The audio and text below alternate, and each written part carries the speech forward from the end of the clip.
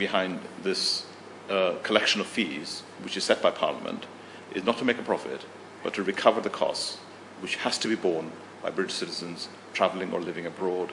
It cannot fall to somebody who may only dream about travelling. Great. Next, why is the cost of getting UK passport from your embassies twice as much as that charged in the UK, and why it takes longer? Yeah, I think the answer is almost within the question itself. Yes. Because if the concentration of the production of the passport is in the UK, then it's clearly going to be cheaper. There are no courier fees involved. It's postage, which is very reliable in the UK. And again, that basic principle that the overseas resident Britain has to meet the full additional cost of having a passport delivered to them abroad. So that is not unusual for any country. I mean, I've spoken to many counterparts in North America and Europe. For every country, it costs more to produce and deliver a passport overseas compared to their home country. Next one is from a very angry man. His name is Mr. Edward. He wants to know if your office reports to London about the discrimination toward foreigners by the Thai government. Well, let me start with this. There are 850,000 British citizens who come to Thailand each year, and those numbers have held up reasonably well over the years, even if there's been a few changes in the economic ability of people to spend money in the same way as they did before, with the Thai baht appreciating as well. Also, 51,000 British people live here. Britain is the single largest investor in Thailand from the European Union. Now, people would not be doing these things in such huge numbers if they felt that they were being mistreated in Thailand. But underlying this is a discussion I've had with the Thai government recently, as well as with the Thai government previously, which is to say that one question I asked very clearly is that do you actively want foreigners, particularly from Britain, to invest and live in your country, or do you simply tolerate them? And I think the simple answer is that if these people bring benefit to Thailand, they are welcome. If they are causing difficulties in Thailand, then they're not. And I hope that most of our citizens will fall in the former criteria. The other issue is that there's sometimes a fear in countries like Thailand, and I saw it in India as well for many years, where somehow by opening up the country, there's a fear that foreigners will take over everything. Right. And in Thailand, there's a real attachment to land. Can land be sold to a foreigner? And I always say something very straightforward to the people of Thailand, is that land is the last thing a foreigner can take away. Right. They can take away their investment, they can take away things that they can carry, but the land of Thailand is forever. And if they're investing on that land, maybe give them a longer lease. You don't have to give them total freehold. Give them a 99-year lease. Right. So they have some assurance that when they build a hotel, a factory, or invest in infrastructure, that they can get their money back, but the assets will be here. Another example I can give you is how some countries behaved in the UK. Yeah.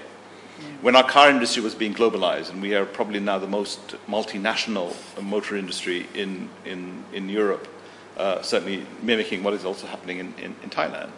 Now, when the Rover Group was selling off its assets, the Chinese more or less came, bought everything, and left a small factory and took everything away.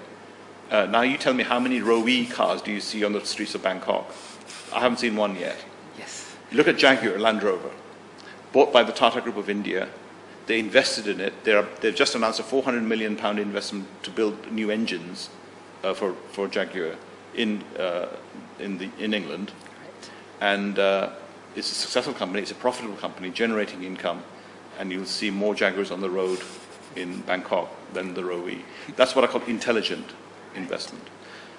There are other issues. I think the Foreign Business Act every now and then has been threatened with some change, with our business people here are concerned about. And I think it's right that we should raise these issues as we do with the Ministry of Commerce, with the Ministry of Finance. I think that in many other areas, if you look at the law, the way in which the police enforce the law, the commercial disputes that people get into, I think I don't necessarily think that you could label it as discrimination, but it is probably not fully understanding the needs of a foreigner, the perceptions of a foreigner, and dealing with those in the right way. But if there are examples, and we get a few, of clear discrimination or mistreatment, we raise those issues with the Thai government, no matter how serious or it might be, because sometimes an issue is important for one individual, which may not be a more global one. But our citizens can also help themselves by understanding the laws, understanding the rules, and the customs of this country, and making sure that they, to the best of their ability, are on the right side. Right, great. Next one from Mr. Taff, more or less about the issues we are going through. The question is, how can you justify the cost of for passports, pensions, pension letters, affirmations, etc., when other embassies are charging a realistic price? Well, I don't know what everybody else is charging, and this is not a service that you can shop around. You can't go to the German embassy and say, give me a better, cheaper pension letter. As I said before, these are not charges that we set in Bangkok. They reflect the overall cost of providing this service. And don't forget that this service is one that only a UK-based officer can sign. And UK-based officers, like any other expat, is an expensive commodity. And these letters are charged out with fees that are set by Parliament.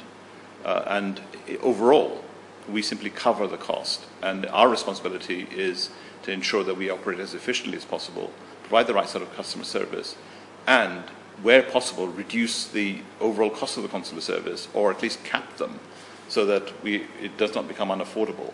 But then that's the other issue on affordability, taken on the whole. And sometimes people say this about student visas as well, so many of the charges that we actually make.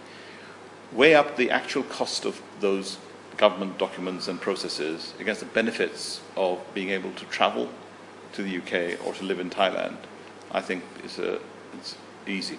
It's a perhaps an irritating, but it's really an insignificant cost compared to the benefits. Right. Ready or not, let's move on to politics. Sure. From Mr. Malcolm Williams, he's upset by what he said was a lopsided report by BBC on political situation in Thailand. He doesn't think the former Prime Minister, Mr. Thaksin Shinawatra, is leading a real democracy movement. I think there have been comments before about the BBC, and not just in Thailand, the world over.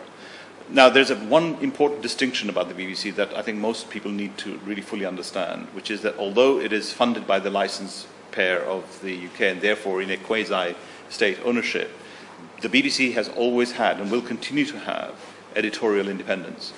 What they broadcast on the news is something that they distill and they put out. And sometimes we disagree. I remember a Prime Minister of the UK was criticised directly by a visiting Prime Minister who said, we don't like the criticism that I've seen in your newspapers. And the Prime Minister turned around and said, you should see what they write about me. We have a free press. Right. Now, what actually does happen with the BBC and others is that there are feedback channels open. You can write in, you can challenge the reporters to say whether they're reporting dramatically or in a biased way. In fact, there are formal structures as well for these appeals to be heard. We as a government or as the embassy will quite often be in touch with the reporter and say, well, you put up this piece, we think that this is how we see the facts. Sometimes they'll quote us, sometimes they'll explain why they put the news in the way that they did. So, yes, I mean, there will be occasions where people will say this was one or the other. But in that question, you also referred to Kun Thaksin. Now, people in Thailand can agree or disagree with his status, but the fact that the BBC may cover his views does not indicate bias. It recognizes the simple fact that he exists and is a person of some importance and influence in the politics of Thailand. I know that Thai politics is a little bit complicated. What is your view on Thai politics? Well, in a way, the fact that Thai politics is complicated means that it is real. Because in a one-party state, politics is very simple. And here there is a vibrant democracy. And the way we saw the elections this year, great campaigns by all sides, individuals forming parties thinking they might have a chance, using very modern communication techniques as well as traditional ones, wonderful posters in and around the country, including the ones who were voting for no votes. I found them quite amusing too. The media was allowed to cover the elections pretty freely. And in the end, the people of Thailand spoke. And they gave the Pheu Thai party a clear majority to run. Now, I said at the time of the election, when the results came out, that it is now important for this current government to deliver on its election promises, matching against the reality of what you find when you actually take over the reins of power. And then for the opposition to be formidable, to challenge the government on its record. But this cycle that Thailand has had from 1932 of the politics of overthrow, the politics of military coups, usurping the will of the people, that cycle really must come to an end, because that's what the Thai people have actually said. But I'm a great optimist. I think that this government, having been given a mandate to govern, should now go ahead and implement its policies.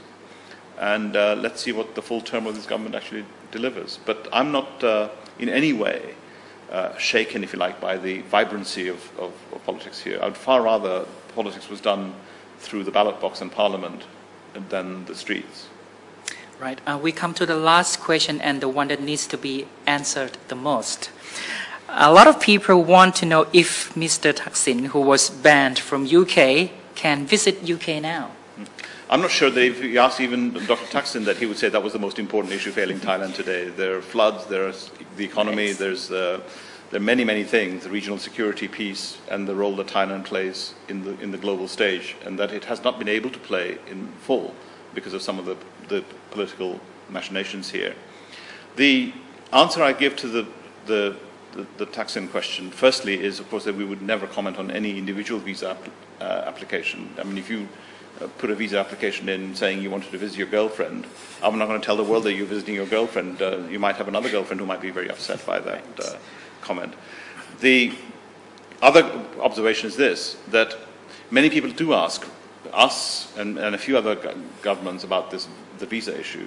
And I keep on saying you won't find the difficult answers to the questions about Thaksin in London, in Dubai, in Phnom Penh, or in Brunei. The answers to the Thaksin question lie in Bangkok, and it will depend on what this government and the constitutional arrangements and the wider settlement on this matter, how that is resolved, and we will then respond. The first action will be triggered, I think, by the legitimate Thai government of the time. Thank you, Your Excellency, for giving this opportunity for our organization to have your time with us. I'm pretty sure that a lot of answers have been cleared, and we've got information from your side as well. So thank you so much. Well, it's good to do this, and I think we remain quite open as an embassy to interact with the public, Thai as well as British citizens, and whatever issue is on people's minds, they should use these sort of opportunities. As you can see, I'm open to dialogue. I can explain British policy. It may not always be popular, but we do listen. I mean, a recent example was the frozen pensions of British citizens. We raised it with the minister when he was here. We hosted a gathering of the British community here. Ministers have gone away knowing that this is an important issue. Whether the answer will come through in the right way or not is a different matter. But as an ambassador, my job is to listen as well as speak. And I think this is a great opportunity to do both. Thank you. Thank you so much.